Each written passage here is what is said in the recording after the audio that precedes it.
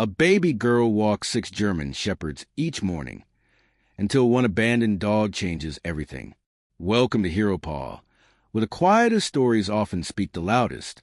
What would you think if you saw a baby girl walking 6 German shepherds through town alone? No leashes, no words, just silence and perfect obedience. Could it be training? A miracle? Or is she hiding something even deeper? German shepherds are known for their intelligence and loyalty. But in today's story, one of them, an abandoned dog, proves that a heart doesn't need 4 legs to save a life. Before we begin, if this story touches you, please give a like, a share, and subscribe to help HeroPaw reach 1,000 followers. It's a simple gesture that means the world and keeps powerful stories like this coming. Stay with us until the end. This is more than a story. It's a lesson in grief, connection, and the kind of love that doesn't need words. As the old saying goes, sometimes the ones who cannot speak carry the truth no one else dares to say. They had never seen anything like it, not in Snow Bend, Vermont, not in their quiet little courthouse nestled between the mountain ridge and the worn train depot where the noon bell hadn't rung in years. The room was packed. Locals sat shoulder to shoulder in creaky wooden pews, many still in their winter jackets, despite the old building's radiator humming steadily. A few visitors from out of town leaned against the back wall, arms crossed, cameras dangling. At the front, behind the elevated desk worn smooth by decades of town matters, property lines, noise complaints, the occasional drunk and disorderly, sat Judge Martha Winslow, reading glasses perched on her nose, gavel resting quietly at hand. But no one was looking at her. They were all looking at the girl. She stood barely over 3.5 feet tall, her boots scuffed, knees knocked together in an oversized cream-colored sweater that drooped past her wrists. Her hair, the color of oak bark after rain, was pinned back in uneven clips. She didn't speak, didn't blink, didn't fidget. And beside her, 6 German shepherds, massive, motionless, arranged in an arc like ancient statues carved from loyalty itself. Their coats shimmered in the slanting courthouse light, noses forward, ears alert, not a single leash in sight. The bailiff shifted uncomfortably, fingers twitching toward his radio. One of the reporters whispered, "Are they trained?" The man beside her replied, "They're not just trained, they're coordinated."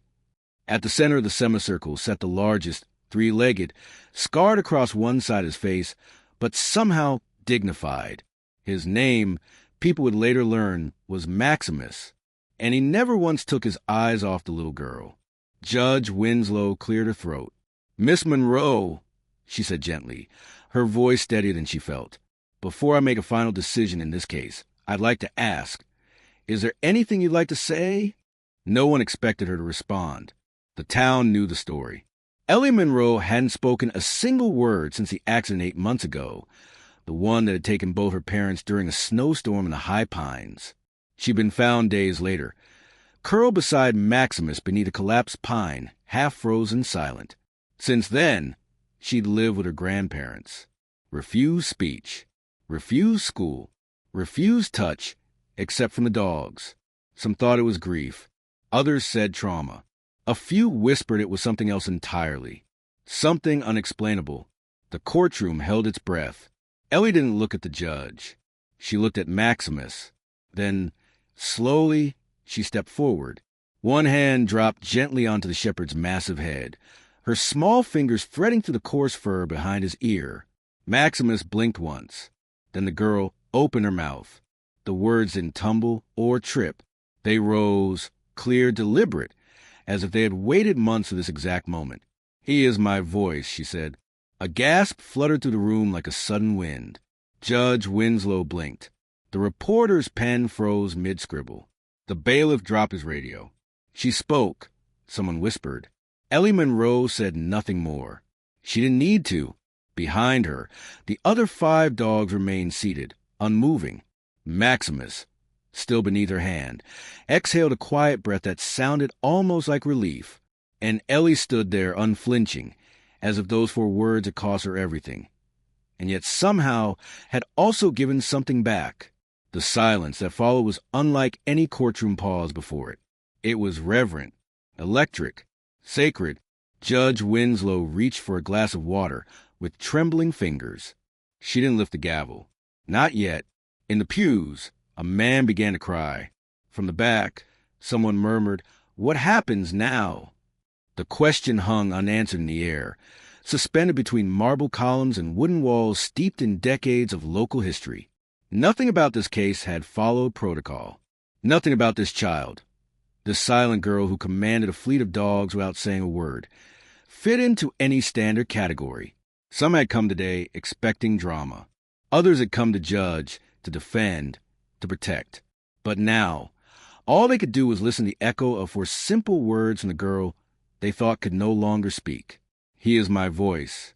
Long before Judge Winslow would bang her gavel and issue a ruling, before the town of Snowbend would find itself on the front page of national news outlets, and before one aging woman would whisper a long-buried secret in a public garden, this was the moment everything changed. The child had spoken, not just to the court, but to everyone watching. She didn't plead. She didn't explain. She didn't defend. She just told the truth, quietly, powerfully, and in a way that perhaps only the 6 dogs beside her truly understood. She had said more in 4 words than most people say in a lifetime. 8 months earlier, the snow had fallen thick and fast over the High Pines Ridge. Locals said it was the worst storm in a decade, the kind that blanketed roads, swallowed cabins, and turned breath into ice. But no one expected what would be found 3 days later. Curled beneath a half-buried pine tree, shielded from the wind by the collapsed branches and the curled body of a dog. A search party had nearly missed them. It was a glint of something, a metal tag, a zipper pull, that led one rescuer to dig through the snow. When they cleared away, they found a little girl, barely conscious, lips blue, holding tightly to the thick fur of a German shepherd missing one leg. She didn't scream. She didn't cry. She didn't say a word. Her name was Ellie Monroe. Her parents, Thomas and Rachel Monroe, had been experienced canine rescue trainers. They ran a local search and rescue team with their own pack of shepherds, trained to respond to wilderness disasters across the state. That winter, they'd gone out on a routine call, a hiker trapped by a rock slide on the far side of the ridge. They took Ellie with them, like they often did.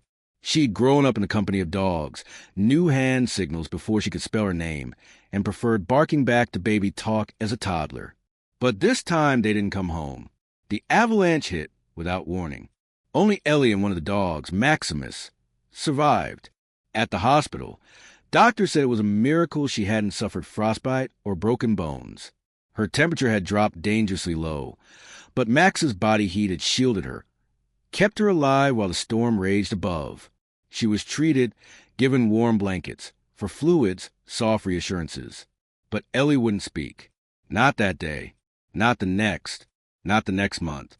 The professionals called it selective mutism, a psychological response to trauma. The child's voice had simply shut down, as if speaking meant remembering, and remembering was unbearable. Her grandparents, Henry and May Monroe, took her home to their cottage near the edge of Snowbend. It wasn't much, a sloping roof, a fireplace that smoked more than it warmed, and wallpaper that curled at the edges. But it was safe, familiar, and, perhaps most importantly, it still housed the rest of the dogs her parents had trained. There were 6 in total, including Maximus. They had been part of the family for years, trained for scent detection, avalanche recovery, disaster response. Each had their own temperament, their own personality. Ellie knew them by name, by sound, by the rhythm of their breathing. Bella, the alert one. Tank, the lazy one. Luna, always by her side. Rex and Shadow, the silent twins. Her grandparents had planned to find new homes for them. 6 large dogs were a lot for 2 aging people with aching joints and limited income. But the moment Ellie walked into the house, stepped between them, and raised a finger, they stopped. They sat. They listened. And they wouldn't leave her side after that. She didn't speak, but she didn't need to. Ellie began communicating with the dogs using her own system. Flicks of the wrist, taps on the thigh, whistles too soft for most adults to hear. It wasn't exactly her parents' methods, but something new, something more fluid. The dogs responded instantly, as though they'd been waiting. At night, Long after Henry fell asleep in his recliner and May turned off the last lamp, Ellie would sit on the floor with a flashlight under a blanket and flip through her parents' old field journals. They were filled with diagrams, handwritten notes, training cues. Some pages smelled like pine. Others had hair tucked between them. Ellie traced the letters even though she already knew the commands by heart.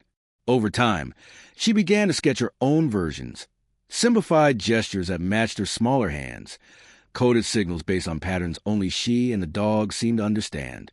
She kept them in a spiral-bound notebook with a pink ribbon around the spine.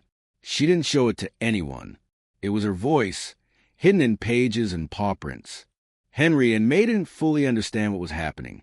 They only knew their granddaughter seemed more alive when the dogs were around, and lifeless without them. She ate only if one of the dogs sat near her. She slept only when Maximus lay across the foot of her bed. And she hadn't smiled once since the accident, except when Tank accidentally knocked over a laundry basket and stood frozen in shame with a sock on his head. She laughed. Just once. But May heard it from a hallway and wept behind the door. They called in counselors, speech therapists, trauma specialists. None got through, but the dogs did. By spring, Ellie had taken over their daily walks. 6 dogs, all over 70 pounds, following a 6-year-old girl in mismatched boots down the gravel road each morning. No leash, no words, just rhythm, confidence, quiet authority. The neighbors watched from behind curtains. Some were amazed, others unsettled. But no one doubted what they saw. These animals weren't just following commands. They were following her. And though she never spoke, Ellie was saying something to the world each morning. Every step said, "I'm still here." Every flick of her fingers said, "I remember." Every dog at her side said, "You don't have to speak to be heard." It began as something beautiful, something that made people stop mid-step, lower their coffee cups, and blink twice to be sure what they were seeing. Every morning at exactly 7:06 a.m., Ellie Monroe stepped out her grandparents' cottage and turned down the frostbitten road toward Main Street, flanked by 6 German shepherds who moved as though choreographed by some unseen conductor. They didn't wear leashes. They didn't need to. Each dog matched their pace precisely, their movements fluid and deliberate, like a unit trained in silence. To anyone watching for the first time, it was nothing short of mesmerizing. By week 2, people had started setting their alarms to catch a glimpse of the procession, as some called it. The local coffee shop even adjusted its opening time, so patrons could sip lattes on the porch as Ellie and the dogs passed by. Customers began bringing treats, bones shaped like maple leaves, jars of homemade biscuits wrapped in wax paper. One retired Marine named Walt stood every morning at attention as they walked by, saluting Maximus with a slow, proud nod. The town of Snowbend had always been quiet, a place where news spread faster than cell signals, and everybody knew the make and model of your pickup truck. It had never seen anything quite like Ellie. At first, most people admired her. A 6-year-old girl guiding a team of powerful dogs without uttering a single word? It was almost mythical. Videos started circulating on local Facebook groups.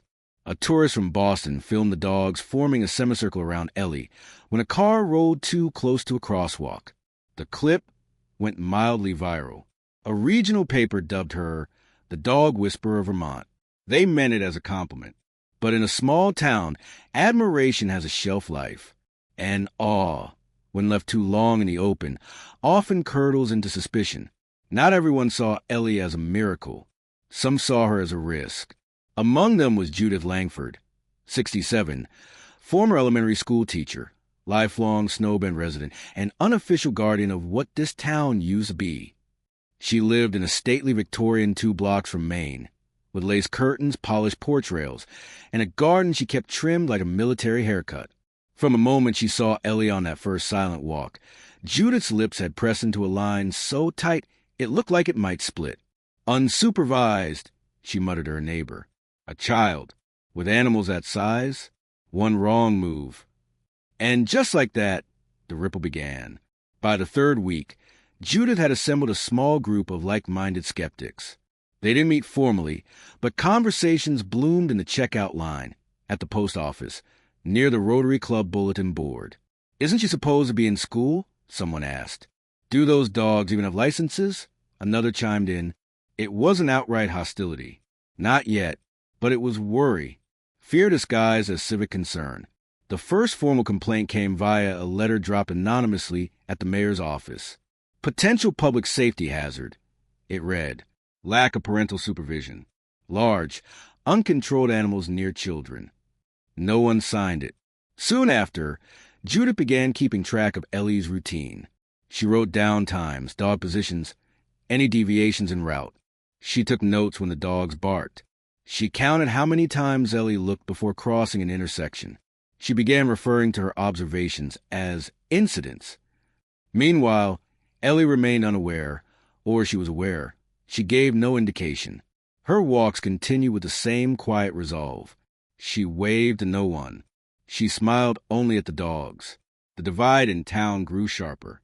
On one side were those who saw Ellie as a symbol of resilience, a living storybook walking through their streets each morning.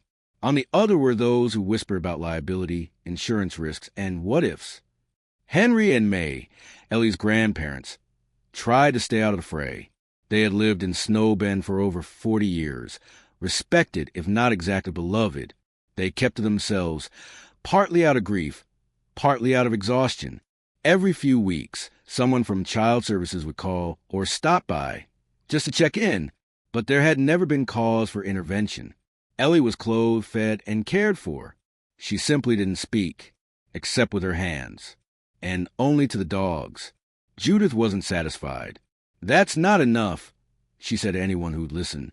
"It's not safe. She could be hurt. Or someone else." What Judith never admitted, what perhaps even she didn't fully understand, was that it wasn't just fear driving her. It was something deeper, something personal. Years ago, as a young teacher, she'd been bitten by a stray dog during recess. She never told the children, never made a scene, but the scar remained, both on her calf and somewhere buried in her sense of control. To Judith, dogs belong behind fences, on leashes, under command. Order, structure, rules. Ellie defied all of that. By the end of the month, the town council announced a special hearing. Officially, it was about leash ordinances. Unofficially, everyone knew what it meant. The town was preparing to decide whether Ellie should be allowed to continue walking her dogs freely, or whether those morning rituals would come to an end. Some were outraged, others relieved. And in the middle of it all, a girl who didn't speak, walking every day with 6 silent companions, completely unaware that the entire town was holding its breath, waiting to decide what to do about her. Dr. Nathan Rhodes wasn't what the town of Snow Bend had expected. When the Department of Family Services said they were sending in a specialist to evaluate Ellie Monroe, most people pictured someone older, maybe gray-haired and stiff, with thick glasses, and a clipboard worn smooth by decades of assessments. Instead, what they got was a man in his mid-30s who showed up in jeans and a windbreaker, drove a dusty green Subaru, and spent the first 10 minutes of his visit simply standing on the Monroe porch, hands in his pockets, watching the trees sway. Nathan didn't introduce himself with a business card or a rehearsed speech. He nodded to May Monroe, accepted her offer of tea, and sat quietly in the sunroom where Ellie often spent her afternoons with the dogs. He didn't try to talk to her right away. He didn't ask her to do anything. Instead, he watched. Ellie didn't acknowledge him at first. She sat cross-legged on the rug with Luna and Rex curled around her sides like living bookends. A sketch pad rested in her lap, the pencil in her hand moving slowly, silently, across the page. She didn't look up when he entered. She didn't flinch when his chair creaked. She simply kept drawing. Dr. Rhodes had seen this kind of silence before, not just in children, but in soldiers, trauma victims, abuse survivors. He understood that speech wasn't always the first thing lost, but it was often the last thing to return. And he knew that if he wanted to reach Ellie, he couldn't approach her like a case file. He had to wait. He spent that first visit saying almost nothing. Occasionally, he would jot a note in his own small black notebook, or adjust his glasses, or smile when one of the dogs glanced at him. But mostly he sat. He breathed. He gave Ellie space. And that, more than anything, seemed to catch her attention. By the second visit, she began glancing at him. Not directly, but sideways through her lashes, like someone checking to see if the wind had shifted. By the third, she placed an object near his chair, a small rubber training whistle, the kind used in search and rescue programs. She didn't hand it to him. She didn't explain it. She just set it down and returned to her dogs. He understood it for what it was, an invitation. On his fourth visit, he brought his own pad of paper. He sat down on the rug, still a respectful distance away, and began sketching one of the dogs. Ellie noticed. She didn't speak, but she repositioned the dog slightly and tilted her own sketch pad, so he could see her version. Their language had begun. Over the next several weeks, Dr. Rhodes learned to listen to Ellie without sound. She communicated in angles, in eye contact, in breath. He took note of how she positioned her fingers when giving commands, how she tapped her boot once for attention, twice for caution, how she used the back of her hand, not the front, to signal stop. But what fascinated him most was a notebook. He first saw it when she left the room to get a blanket, and one of the dog's nose opened accidentally. The spiral-bound book was worn and smudged, filled with sketches, symbols, diagrams. Her own system of training signals, adapted to her small frame and the unique personalities of each dog. It wasn't her parents' training. It was something else. Ellie had taken the formal structure they had left behind and reimagined it. Simplified, personalized, even poetic. One page had a rough sketch of Maximus's face with a note. He listens with his shoulders, not his ears. Another showed a hand signal, labeled calm but firm, accompanied by a footnote. For Rex when thunder comes. Dr. Rhodes was stunned. He had studied canine behavior, worked with children on the spectrum, counseled survivors of every kind of grief, but he had never seen a child invent an entire communication system based on mutual trust and instinct. This wasn't mimicry. This was innovation. One afternoon, he asked May gently, "Have you ever shown this notebook to anyone? A therapist, a behaviorist?" May shook her head. "We didn't know it was something worth showing. We just thought it was how she coped." He paused before responding. "It's not just coping. It's brilliance. This is her language." Later that day, when Ellie returned from a walk with Max, Dr. Rhodes decided to try something different. He sat on the floor near the hearth and made no movement. After a few minutes, he mimicked one of her hand gestures. The simplest one, a curved motion she used to call a dog closer. To his surprise, Maximus responded. He padded over to Rhodes, sat, and stared directly into his face. That was the moment Ellie looked at him, directly, fully, for the first time. He didn't speak. He just nodded, slowly, placing a hand over his heart. Ellie hesitated, then did the same. They didn't need words. By the end of the week, Dr. Rhodes had compiled his initial notes into a confidential report. It began with a simple observation. This child does not need to learn how to communicate. She already does. The world just needs to learn how to listen. And deep down, he knew the dogs had been listening from the very beginning. It happened on a Thursday. The town of Snowbend had just begun to thaw from the late spring frost. Daffodils were breaking through the mulch in front of the bakery, and the soft hum of lawnmowers had returned to the hillsides. People were out again, walking dogs, sipping iced coffee, pretending life was simple. But life wasn't simple. Not for Ellie Monroe, and not for Max. That morning, the walk began like any other. Ellie stepped out at 7:06 a.m. sharp, her boots tied tight, her cream sweater slightly wrinkled from sleep. The 6 German shepherds fell in line around her like petals around a center. Maximus, ever the leader, walked just ahead, limping slightly on his 3 legs, but no less majestic. Ellie's hand hovered near her hip, fingers twitching slightly, barely perceptible to an untrained eye. But the dogs understood. They always did. They moved down Main Street, past the coffee shop, where the owner now left a cup of warm milk on the lead for Ellie each Thursday, and toward the library. It was here that Judith Langford had positioned herself that day. She hadn't planned to approach. At least, that's what she later told people. She claimed she'd only wanted to observe, document, perhaps snap a few more photos for the file she was quietly building. The one labeled potential danger. But something inside her shifted when she saw Ellie walking, again as always unaccompanied, just a child, with no adult, surrounded by dogs larger than her entire torso. Judith gripped the edge of her tote bag, stepped off the curb, and began to cross the street. She called out, not loudly, but enough. "Ellie," she said. "Dear, I need to speak with you." The change was immediate. Maximus's ears perked. His stance adjusted. His pace slowed. Ellie turned her head slightly, but didn't respond. Her hand lowered in a gesture that meant pause. The dogs obeyed. Judith kept walking. She didn't mean to be a threat. She would later say this. Over and over, she was a concerned citizen. A teacher at heart. A woman trying to help. But Max didn't see a teacher. He saw danger. Not because she was yelling. Not because she was aggressive. But because Ellie had stopped breathing normally. Her shoulders locked. Her eyes wide with fear. Max stepped forward, placing his body between the girl and the woman, and released a single bark. Not a growl. Not a lunge. Just a bark. Sharp. Controlled. Protective. Judith froze.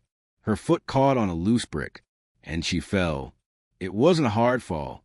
She landed awkwardly on her side, her purse flying forward, her glasses sliding down her nose. She cried out, more from surprise and pain, but her wrist twisted beneath her. Within minutes, someone had called 911. By the time the ambulance arrived, a small crowd had gathered. Ellie stood frozen in place, her eyes locked on Max, who remained in front of her like a statue. Judith sat on the curb, cradling her arm, and insisting to anyone who'd listen. The dog lunged. He lunged at me. Dr. Rhodes arrived 5 minutes later, having been at the local school just a few blocks away. He spoke with the paramedics, with Judith, with Ellie's grandparents, who had rushed from home the moment they received the call. But the decision had already been made. For protocol reasons, Maximus would be placed in temporary quarantine at the Regional Animal Control Center. An evaluation would be conducted, reports would be written, and only after review would he be released if no signs of aggression were found. Ellie didn't cry. Not then. Not when they took him. Not when Officer Connors, try his best to be gentle, clipped a leash onto Max's collar and led him toward the van. Max didn't resist. He looked back only once, catching Ellie's eyes with his. And then he stepped inside. The silence that followed was deafening. Back at home, Ellie shut down. She no longer walked the other dogs. She no longer opened her sketchbook. She lay curled in her room, unmoving, the corners of her sweater clenched in her hands. Henry tried talking to her. May tried humming old lullabies. Dr. Rhodes sat by her bed and read pages from the training journals she used to love. But nothing worked. She was gone again. Not physically, but inside. She's retreating, Dr. Rhodes told Henry in a low voice, like she did after the accident. Max was her link to everything she lost. And now she thinks she's lost him, too. That night, May found Ellie in the hallway, barefoot and pale, standing by the door. She was staring at Max's empty bed. She didn't say anything, just reached out and placed her hand on the floor where he used to lie. May sat beside her and whispered, "He'll come back, sweetheart. He'll come back." But Ellie didn't nod. She didn't move, because when your whole world has already fallen once, and the only piece that made it feel safe again is taken from you, promises start to sound like lies. And even at 6 years old, Ellie knew, some losses don't come with guarantees. The garden behind the library had always been a quiet place. Even in a town as small and slow-moving as Snowbend, it was a pocket of stillness. Benches tucked under crabapple trees. A koi pond with water, so still it seemed to breathe. A winding path of worn pavers where tulips and dandelions grew side by side, no one bothering to pull the weeds. It was where people brought sandwiches to eat alone, or books they'd already read twice. It was where secrets could be whispered and left. And on a soft gray Saturday, that's exactly what happened. Ellie had come early, just after sunrise. Max had been gone for 3 days. She hadn't walked the others. She hadn't spoken to anyone. Not with her hands, not with her eyes. But this morning, for reasons she couldn't explain even to herself, she rose quietly, got dressed without prompting, and walked alone to the garden. She sat cross-legged by the pond, her back against a stone planter, eyes on the koi drifting beneath the surface. She didn't notice the soft footsteps behind her. Not at first. Judith Langford, wearing a long navy coat and carrying a canvas bag filled with papers, stood silently at the entrance to the path. She looked different, not composed, not sure of herself. Her hair was pinned back too tightly, and the folder in her hand trembled just slightly. When she saw Ellie, something in her shoulders fell. She hadn't meant to see the child that morning. Or perhaps she had, in the way people do things they pretend are accidents. She had only come to drop off documents, she told herself. Walk the path. Get some air. But when she saw Ellie alone and small, seated so still it hurt to look at her, Judith did not turn away. She stepped forward. Not close, just enough. Ellie, she said softly, hands clutched in front of her. The girl didn't turn. Judith tried again. I wonder if I might speak with you. Just for a moment. No response. One of the library's maintenance staff paused nearby, holding a rake, unsure whether to intervene. But then Judith did something unexpected. She sat down, right there on the gravel path, coat wrinkling, knees complaining. For the first time in perhaps decades, she sat without decorum, without plan. I owe you an apology, she began, her voice trembling. I've made things harder for you. I thought I was protecting you, but I wasn't. Ellie blinked slowly. Her gaze remained on the pond. Judith took a breath, then another, and then the words came out, not planned, not polished, but honest. I was there, she whispered, the night your parents died. The breeze stopped. A single koi surfaced and broke it. I was driving home from the lodge. Judith said it was snowing hard. I shouldn't have been behind the wheel. I'd had 2 glasses of wine with dinner. Not enough to be illegal, but enough. She looked down at her lap. I didn't see the rescue truck until it was too late. The roads weren't salted. My tires skidded. I clipped their back bumper. I never even got out of the car. By the time I stopped, the avalanche had already started. Ellie's fingers curled slightly in her lap. Her breathing changed. I told the police I didn't think I caused it. And maybe I didn't. Maybe it was going to happen anyway. But I knew I'd nudged something loose. I knew. For the first time, Ellie turned her head. Not fully, not dramatically. Just slightly, enough to see the woman. Judith looked into her face and saw something there she hadn't expected. Not anger, not even recognition. Just stillness. When I saw you walking those dogs, I couldn't take it, Judith confessed. It was like being haunted. I told myself they were dangerous, that you were unsafe. But the truth is, I was afraid. Afraid you'd remember. Afraid someone would figure it out. She reached into her bag and pulled out an envelope. She placed it gently on the path between them. I've written a full statement, she said, given it to the police. I've resigned from the board, from everything. I'm not asking for forgiveness. I don't deserve it. Ellie looked at the envelope, then at the woman. She reached into her own coat pocket and pulled out a folded piece of paper. She opened it slowly, deliberately, and laid it beside the envelope. It was a drawing, simple lines, done in pencil. It showed 6 dogs in a circle. In the center sat a little girl. The title above the image read, "The Only Place I Am Safe." Judith's breath caught, and then something happened that neither of them expected, a rustling sound behind them, a low growl, followed by the unmistakable rhythm of 4 paws. Maximus! He stepped out from behind the hedges, flanked by Officer Connors, who had followed quietly from a distance. Max had been cleared for release that morning, and Connors had decided to bring him straight to the garden, guessing where Ellie might be. Judith flinched. Max looked at Ellie first, then at the woman. He did not growl again. He did not bark. He simply walked forward and sat between them. Judith reached out a hand, shaking, hesitant. Max did not move. Ellie slowly reached out and rested her fingers gently on Max's head. The signal was subtle but clear. He stayed still. And in that moment, something passed between the girl, the woman, and the dog. Something unsaid, unplanned, and wholly necessary. Not forgiveness.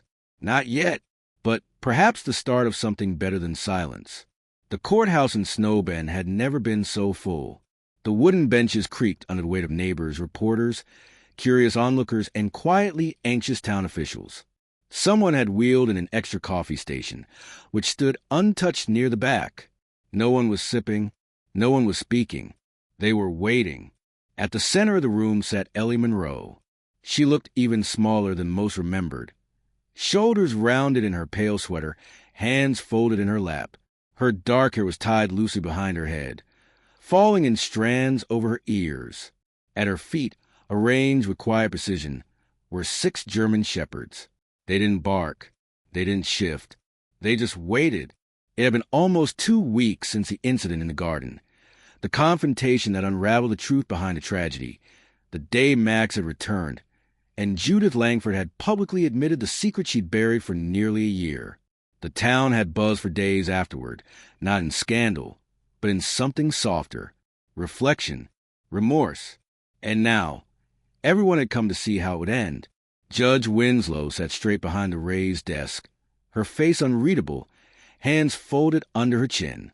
She looked older today, more weathered somehow, as if carrying the weight of not just a decision, but the entire town's reckoning.